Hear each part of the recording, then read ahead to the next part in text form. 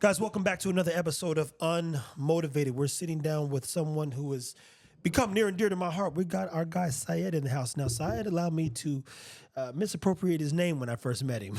I'm acting like a colored person. Syed! And you know, this is going on for almost 24 hours. And I said, so his buddy comes over, Terry. Yeah. And everybody else is saying, Syed. And I'm saying, damn, am I fucking this up? And I said, my man, why didn't you say something? But at anywho, TRK is in the house, man. Tell them a little bit about you, who you are, what you do, and why you do it, man.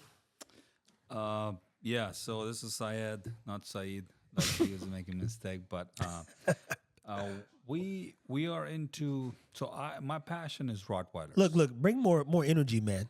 Somebody's gonna listen to this Syed, and they're gonna be like, damn. That dude don't sound like he's that passionate about Rottweilers. I'm more passionate about your ass being here on the podcast than you. My name is Syed, and I breed the Rottweiler. Look, this is a joyous dude, and I've told him this already, man. Let's get to it, man. Give him some energy now. No, guys. Of course, yeah. So my passion is Rottweilers, right? I love Rottweilers, breathe, live, bleed Rottweilers. That's what I do. But when I say Rottweilers, I mean real type Rottweilers, not one of those new era wrinkly mollusoid looking Rottweilers. No, we don't do that. But so anyway, so that's what I do. But we do it with passion and to promote real breed standards. Yeah. To make and sure. now, where does the passion come from, man? Like, why? Just love of the so. I love dogs in general, so I grew up with dogs. We have always had GSDs. GSTs, what's that? German Shepherds. Oh German shit, Shepherd dogs, he was the German Shepherd guy. Yeah. So is that the first breed you really got into? Yeah. That was mine. Yeah. That was mine. People that don't know that, okay. yeah. The first, my grandpa wouldn't let me get a pit bull, and he allowed me to get a German Shepherd, and that was the first breeding I ever did at like 10, 11 years old. Okay, yeah. And you know what, guys? I've said this before. I say I bred my first dog at 13, but that's not true. And the reason being, I was in 8th grade at 13, and my papa died. And by this time, I had already had a dog named Ringo. So I asked my mom, I said, I think my grandfather died in like 2000 and some change. Maybe 1 or 2 or 2000. And I'm never going to forget that day. I was in Blue Springs, Missouri. But point is he allowed me to get a German Shepherd. The first dog I ever bred. I was under 13 when I bred the dog. I had to convince him, like, yo, let's do it. So you started with German Shepherds, and then what happened? Yeah, German Shepherds. So GSDs have, in my experience, they have hip issues. This is the facts. A lot of hip issues. Now, a lot of people going to say that, oh, Rottweilers also have hip issues too. Yes, they do. Rottweilers are prone to hip dysplasia. Again, like Trav, you and I were talking about environmental stuff also. That goes big time. Yes, bad breeding, unhealthy dogs. Yeah. Bad breeding practices. So that all contributes into Rottweiler dysplasia. But if you see the anatomy of German Shepherd, you see where the hips are. Now, I'm not saying like all the German Shepherds have them, but in my experience, yeah. So fast forward, I just didn't want it to have that. I just didn't want to deal with that much. You know, I was like, man, I love dogs. I'll do anything for my dogs, but not all the time. Like freaking dealing with dysplasia that much. It's awful, isn't it? Yeah. So a Rottweiler is the breed that when I got to know the passion, the loyalty, and willing to work and please their owner, that willingness that this breed shows, man, they won me. They're like, I was like, that's it. This is my breed. When I first got my very first rod, who's still with me, Pablo, who you met. Yeah, I met brother Pablo. Please, I don't want no trouble. You know what I love about Syed in that particular situation? He said, listen, Pablo's going to act like he's cool, but he's not cool. So he's going to come and test you. If he like nudges your hand, if you even think for a second he's cool, or you think you're like, oh, he likes me, just don't do it. I said, look, I respect the man and what he's telling me about his dog because I would tell you the same about mine if I had a firecracker in the house. So you go, hey, that's a black cat. It don't look like it's going to pop, but if you touch it, you're going to light that motherfucker up. Yeah. Pablo taught me a lot. Pablo, of course, all the dogs test your patience. Man. You didn't even know you had patience until you had a dog, right? Yeah, I didn't know. I was very, very impatient guy, dude. In general, I just want something. I'm not gonna wait for it. I want to do something. I'm gonna go do it. But these dogs, they teach us things that that we don't even know we're able to do it. Yeah. As human. In my case, my boy Pablo, of course, he's my first rat. But as I started to learn the breed more and more in depth and what this breed stands for and how I can do right by the breed, I ended up not breeding him, which was, again, a loss. But again, I was willing to take the loss, and I still am. But it's not. It's only a loss if you didn't learn, my friend. Yeah. And so in your case, the function of your being is rooted in loving a dog. Mm-hmm. And so, good, bad, and the ugly, as long as it didn't kill nobody, you go, okay, I'm going to love this dog to the best of my ability. And from my understanding, mind you, people, he paced me through walking through his home with Pablo. And I've been in those situations. Hell, I've had dogs that are like that. And you go, whatever you do, don't make any sudden moves. He assumes that you could be a threat or danger. My dog, particularly back in the day, and I said, he's cool as long as I'm cool. Now, I've mastered my energy, so he won't feel any anxiety from me. But if you move too fast, he might jump just to correct you before you think about doing something crazy. And that could put us in a bad position. So just, no sudden hand movements, the excitement thing, keep that to a minimum. Yeah. No high pitches. No. I'm like this. You come here, nigga, don't act like yourself. So Pablo taught you a lot about yourself, taught you the importance of patience, helped you make better choices about how you are really going to be a leader in the Rottweiler space. What happens next? But be a leader in the Rottweiler space, understand the breed, and most importantly, how can I better the breed? Yeah. That's one of the most important goal I've had. I keep in mind with every litter, healthier dog, better dogs, because what Pablo has is he has a confirmation. He has the loyalty. He's one of the most obedient dog that I've ever owned, including German Shepherds, right? He's one of the most obedient dog, but the only thing he has is he's watching these dogs going in acting crazy, man. The dogs running by. It's psychopaths. But the only thing he has is his temperament, unpredictability, that I didn't want it to breed into lines and give that responsibility or liability to a pet owner that doesn't have what it takes to handle the dog, or dog ends up in the shelter and the kill list and whatnot, So that's what I learned. So my goal became, at that point, I was like, you know what? I want to better the breed. I want to do the right thing. And then at that time, I got another dog, then another dog. And then once I started building, when I got the kennel name right, okay, what am I going to call the kennel? Well, how it's going to work and all these things. I just knew that TRK is more than just a breeding dogs. It's more than just producing puppies and stuff. I wanted to do, like you mentioned, like I wanted to be a leader in this field, and not just by producing the best quality Rottweilers, but also educating the people, not just by what Rottweilers are, but also helping them make the right decision to choose the right breeder. Now, I always tell people, don't buy from me. Well, first of all, we have a wait list, so we hardly ever have pups available. Thankfully, it's a good problem to have. But do your research. Yeah. Don't go to, there are a lot of breeders out there that are doing good things, but there are also a lot of breeders out there that are just piece of shit.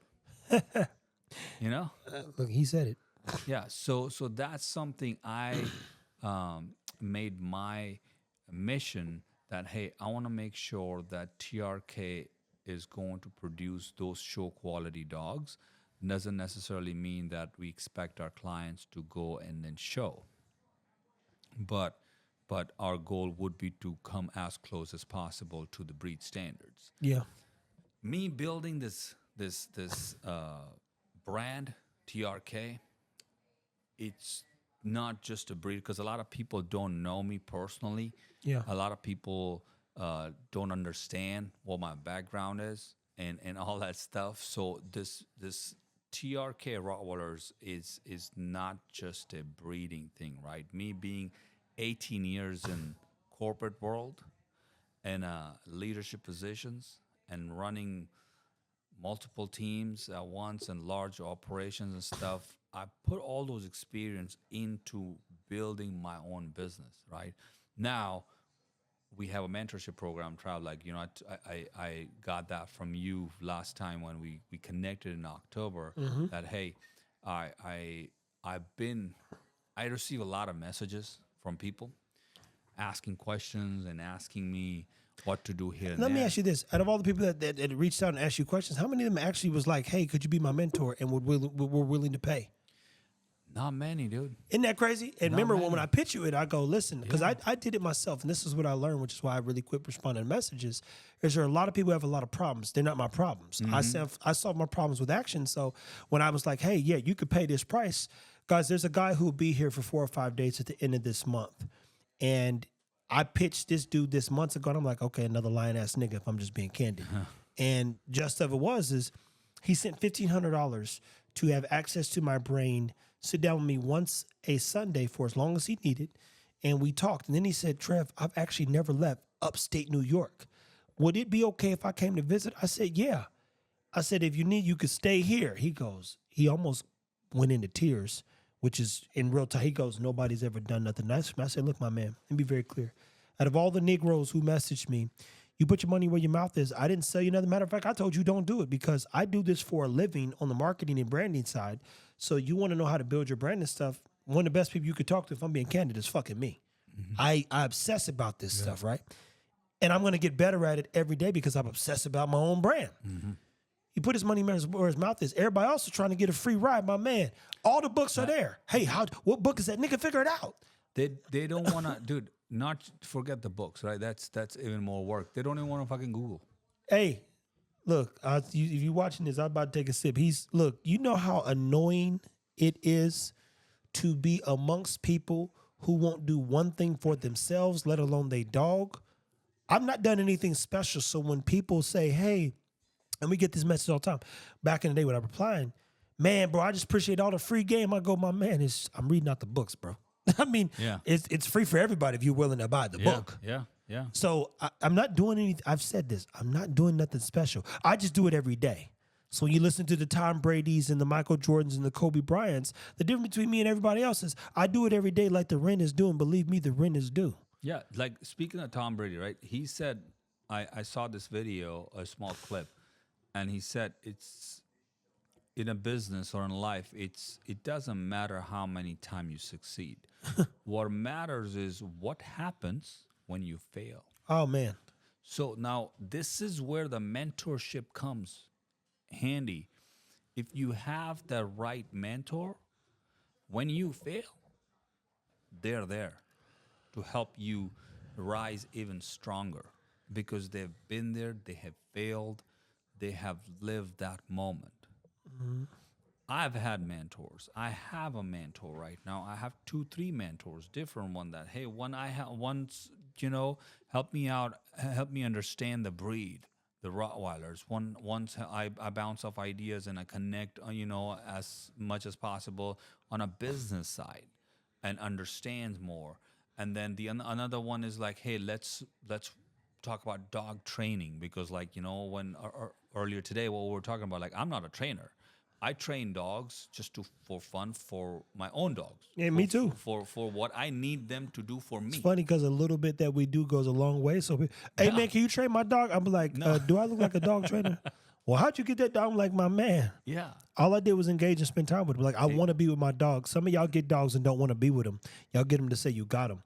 I get dogs because I want to fuck with them, at the say least. Yeah. The hardest part about even in this time is Ego was a dog where you saw me outside every day because I'm like, I need to go fuck with Ego today. Yeah. So part of me, I've lost that with this old group per se as I get a new, but I fuck with the puppies all the time. Yeah. But I've lost that. The main reason I went outside every day for 3 years straight or go do stuff is let me go fuck with Ego today.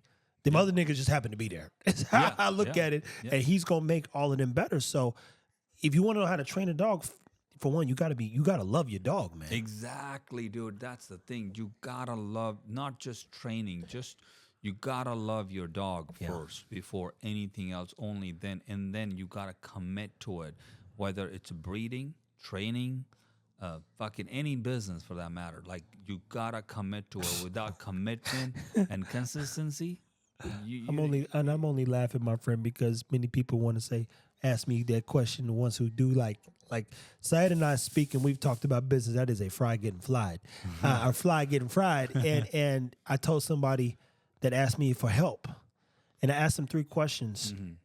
I said, "Oh, it's never going to work. You don't love it."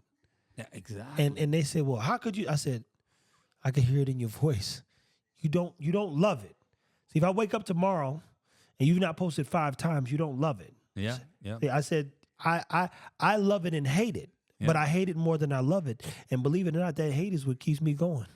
Yeah, and I don't want to drop a name now because remember the individual we talked about, you and I, that's gonna get my call next week. Right side out of Chicago. So the thing is, the dude I really like the guy. I like his heart is in the right place. You want to believe that, Syed, you do, and I get your point. You're a good guy. You want to believe in people. Exactly, and I want to help, but I can't help if you don't show me that you're ready to listen and comply. People don't understand they don't look at you as a ladder, man. One of the Cowboys players, you told me this story, your story. We won't go into say his name, but one of the Cowboys players stopped me when I was walking around the store minding my business, right? And he says, "Man, I got these 2 dogs. I bought one. My cousin went to jail. Boom, boom, boom." I'm like, "Okay, so what do you want?"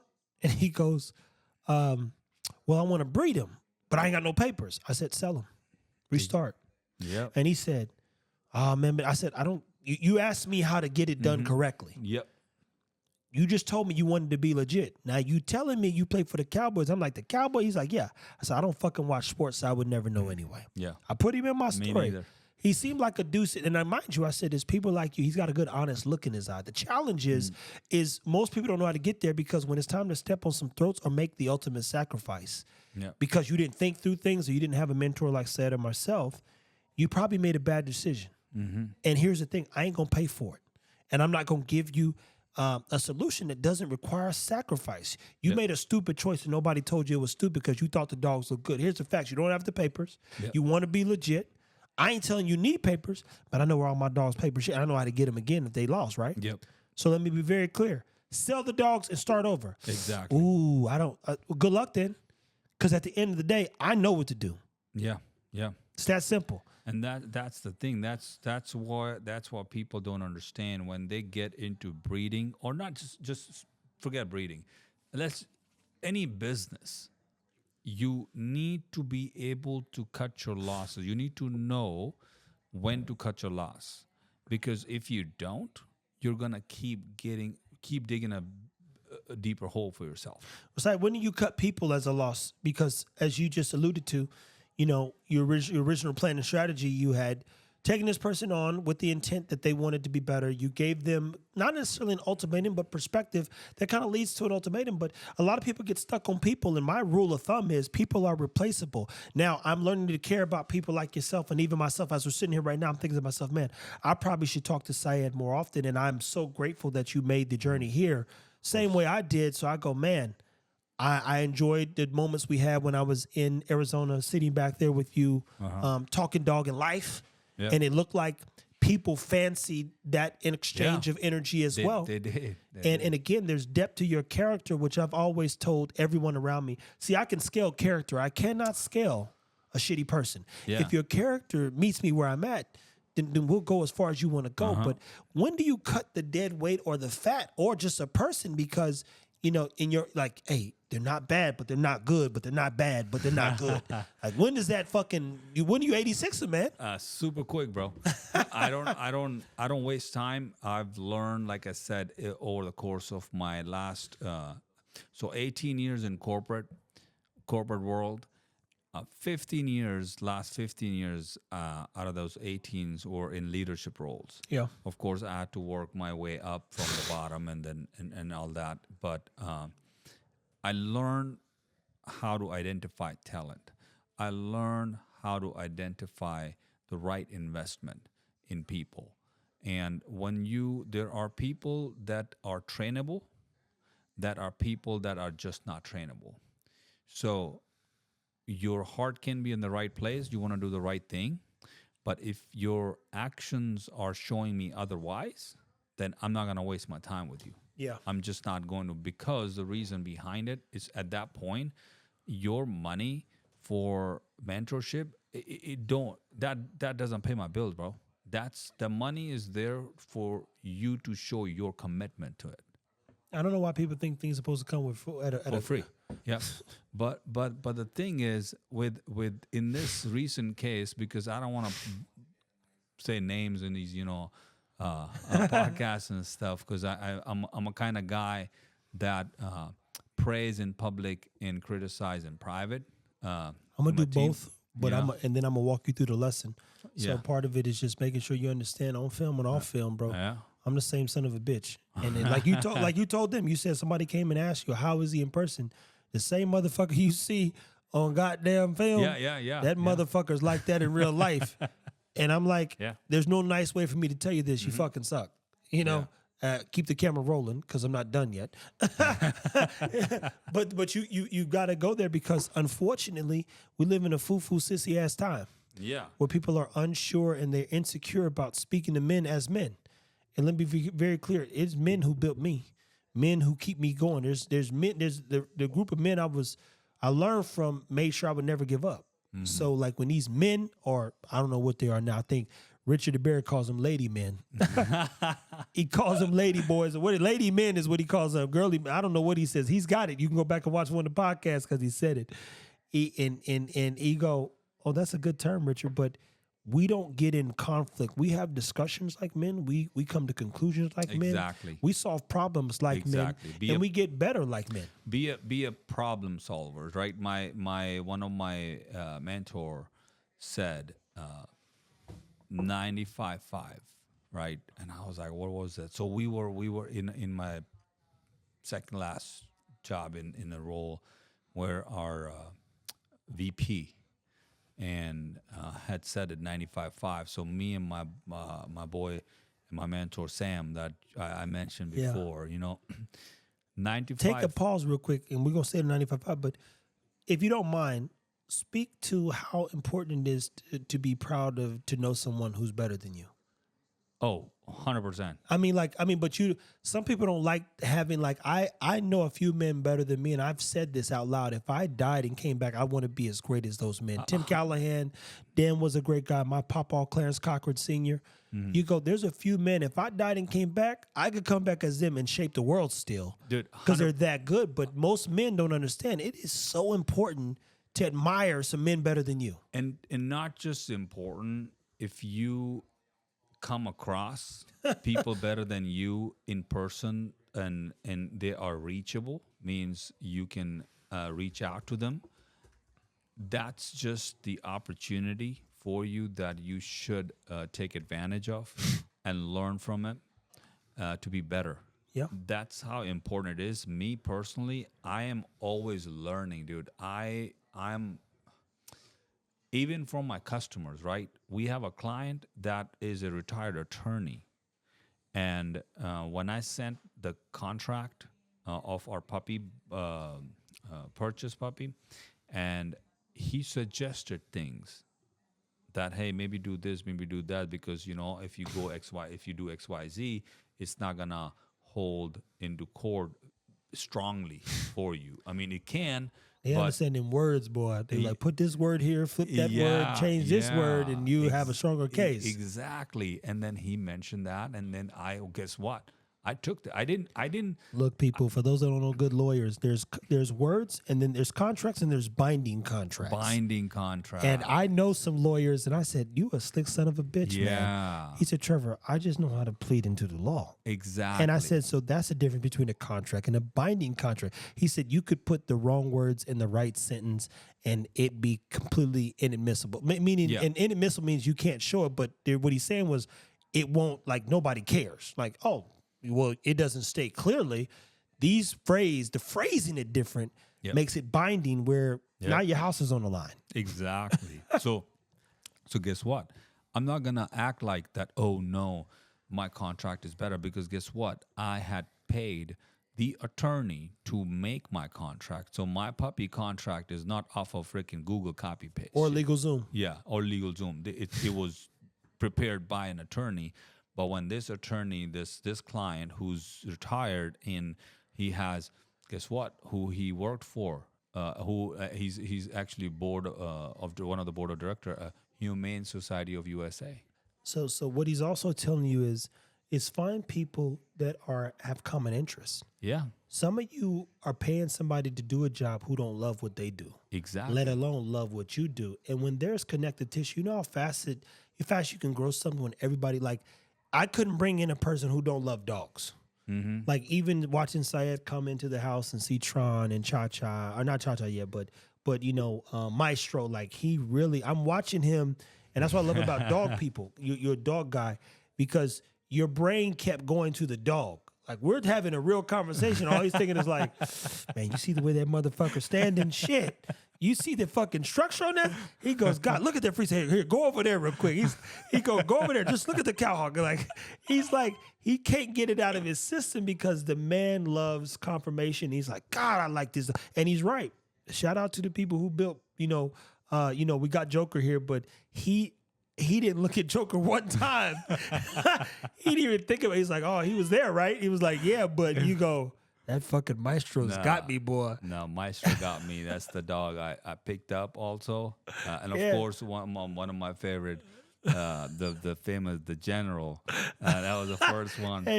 Hey, I don't even know if we got that on film. And he goes, now, is the General at home? You go, yeah, he's at the house waiting. He's like, all right, man, I got to see this. And when I saw him, even in the real life, he says, dude, he goes back and finds one of my videos. He says, dude, I just love the General, man. Yeah. Look, yeah. he's thinking, when you're holding the rope, he's like jumping around trying to figure out how to get to it. He's like, I'm watching, out of all the dogs, there's 5 fucking huge dogs trying to get this rope. And this fucker's Syed's watching the General. He's like, you see this? He said, that fucking General, man. I tell you, I like that dog. It's that determination, Yeah. not just the drive. All the dogs drive. We did a video today, and we saw Tron fucking hanging in the tree for freaking forever.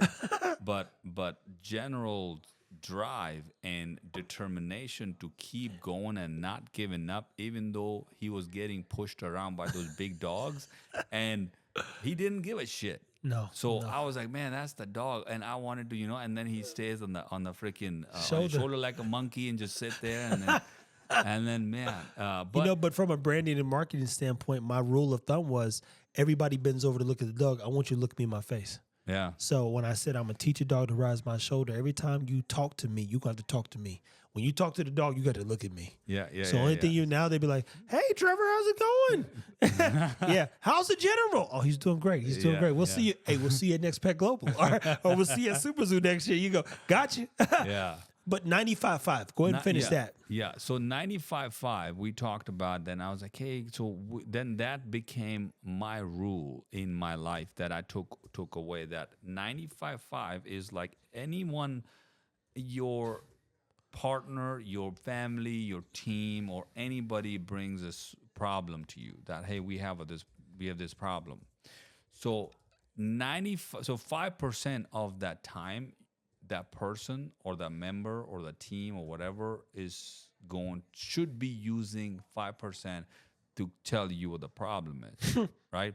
And the 95% is the solution. So not the other way, because we tend to get carried away with talking about the problem, not the fucking solution. Well, because talking about the problem is not going to get us anywhere. And then it comes down to that, back to that, what I said, what Tom Brady had said, right? What happens when you fail, right? So you fail, that became a problem. Now, again, if you have a mentor, you can call your mentor, or your mentor should be able to walk you through and make sure, because what mentors do? What mentors do in my life and what I do is, like, if you're in the same line as me, and that's what you're trying to learn, my job as your mentor is to make sure you don't make the mistakes I made. And if you're just starting right now, 2025, it's my job to get you fast forward to 2030. Because last 5 years, what I gave to this breed and this business, I'm going to teach you. And then, again, I'm not, like I said, it's not just about breeding. I am sure in Rottweilers, because I'm not into a lot of other breeders, breeding world and stuff, but TRK is one of the few companies out there that are legit. Means not just legit as in TRK has its own CPA. Not just a business account stuff. We have all the taxes and everything. And on top of that, dude, it's becoming a brand. And we've been working on that too. Exactly. Listen, guys, we're hitting that 30-minute mark. We got to go get some tacos here in a second.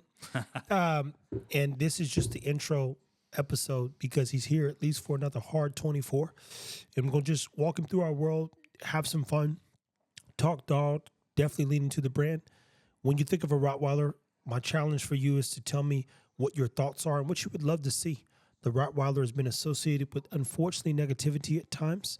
And I believe he has ones that can bridge that gap of basically the Rottweiler having some humanity to it. 100%. But even more importantly, the question I asked everybody on the first episode is, man, what keeps you motivated, man? The love of for my dogs. Love for the breed. And is that applicable to your life too? Because this is a bigger question than a dog. This ain't no dog podcast. You know that, right? No. This is the UnMotivated Podcast. So when I say what keeps you motivated, you like you just took us through taxes. Yeah. And that goes back to your character because you're thinking about how to better people around you. Mm-hmm. So just like I would do for someone, I've chastised you about the branding stuff. Here you come with the business stuff. Yeah. And that's why I think we work so well together, even in like, there's going to be a good balance here because he's going to force you to think about how to be about your business in a better way. And then I'm going to think about, help you maybe think of ways to better communicate and create content around your dogs and who you really want to have them, you know, and just having fun in general. So you say, man, branding in business, that's business. Mm-hmm. I mean, So how many, and this is, again, I'm not trying to be cocky here, right? I'm just gonna state fact. Be you, man. So TRK is not just me.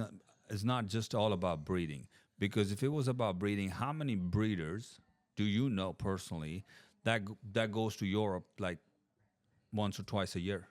And not just Europe, you go one country. I will say this. When he told me the amount of money he spends in Europe, all that stuff, that's one thing.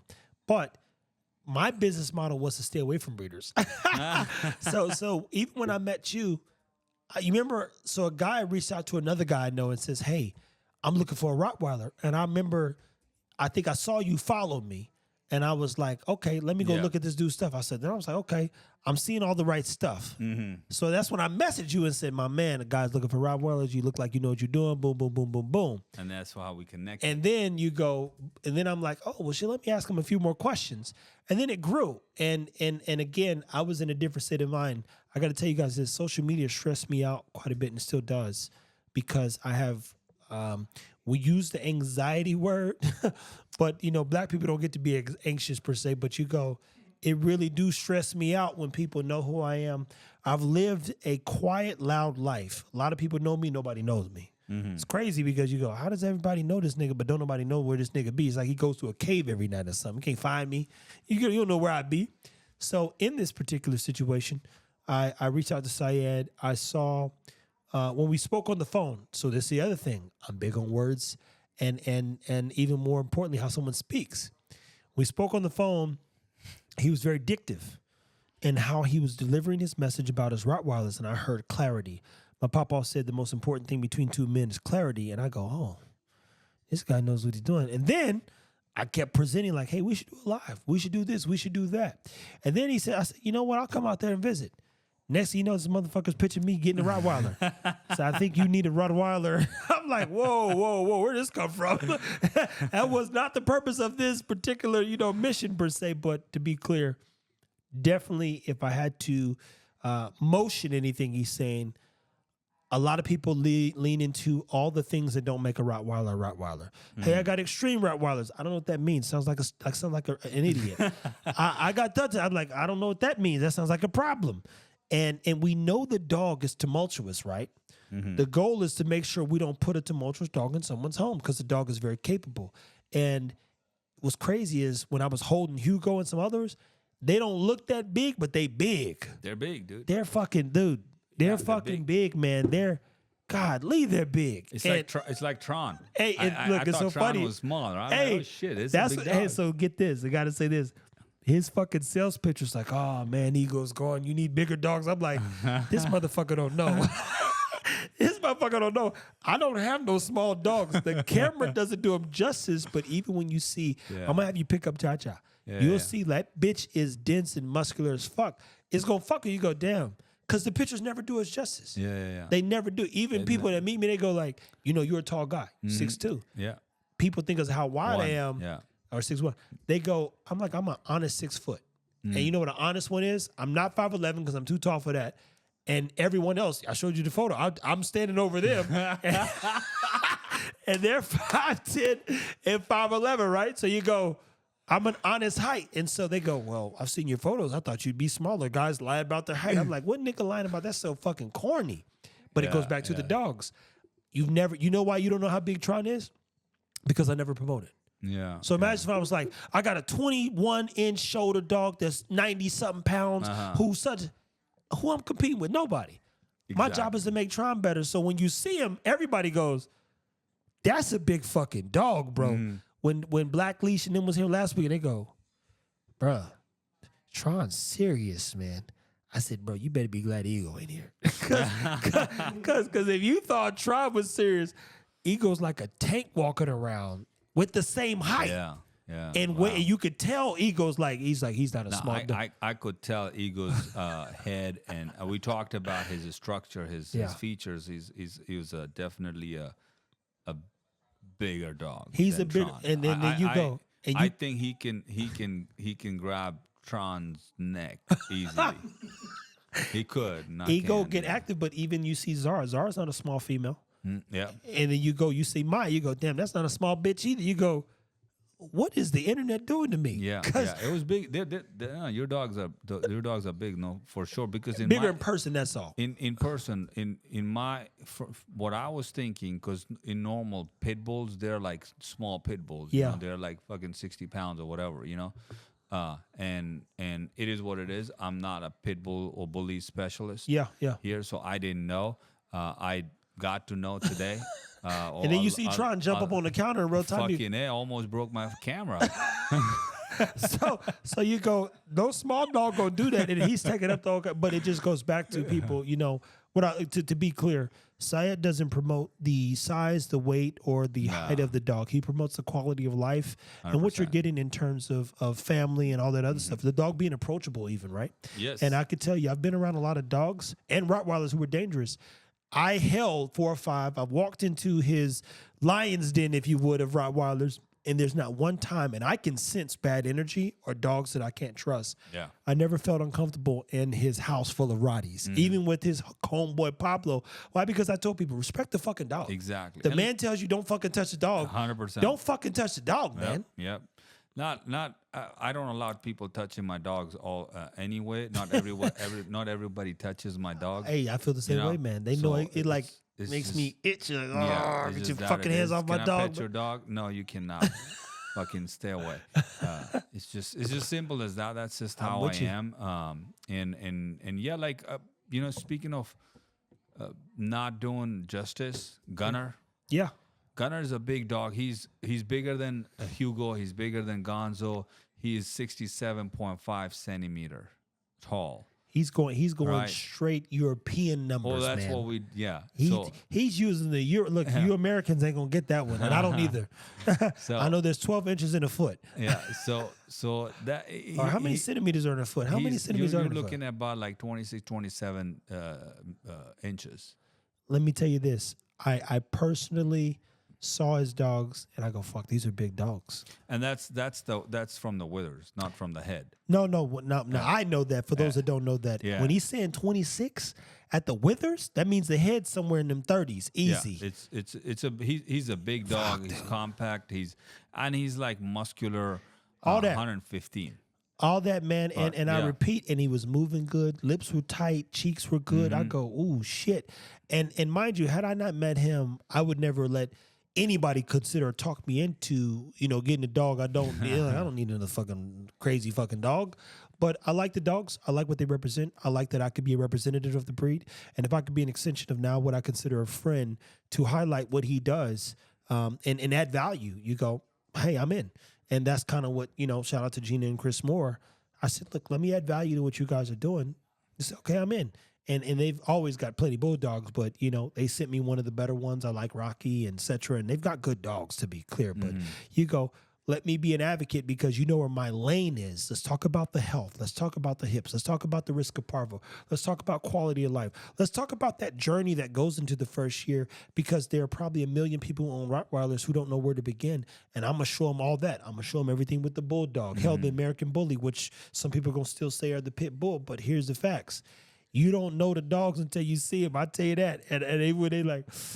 I'm like, stop playing, bro. You don't have no idea. Try and jump on your ass right now and break your neck. You see how he was shaking that pillow, bro? I'm telling you, trying to shake your shoulder out, bro. He won't even let you go. No. He's like, we Tron work, boop, your shoulder's gone. and he got to see it in real time. We put the timer on. We raised the window up. We were in the back room talking. He said, this motherfucker's still hanging. Still hanging, yeah. Freaking 30 minutes later, and then 40 minutes, and we came in, and he was still fucking hanging. Yeah, we forgot. And then Jamarcus went in, at 50 minutes mark? Yeah. I'm like, damn. And he had his bite like with freaking 2 tooth left on the pillow. Yeah, so I have to tell people, I said, I get into the quality of life game, and there's so many things I've not done enough with of Tron, but I know I love that people love him.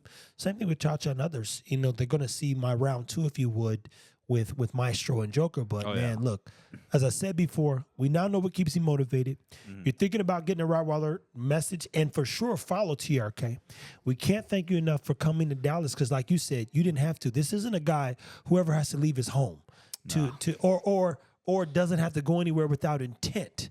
No. And mind you, I just met him a year ago, if that. Yeah. And here he is in Texas. And I'm grateful, to say the least, man. And even what you shared with us about people coming to your home, and what would you say that means? They're blessing.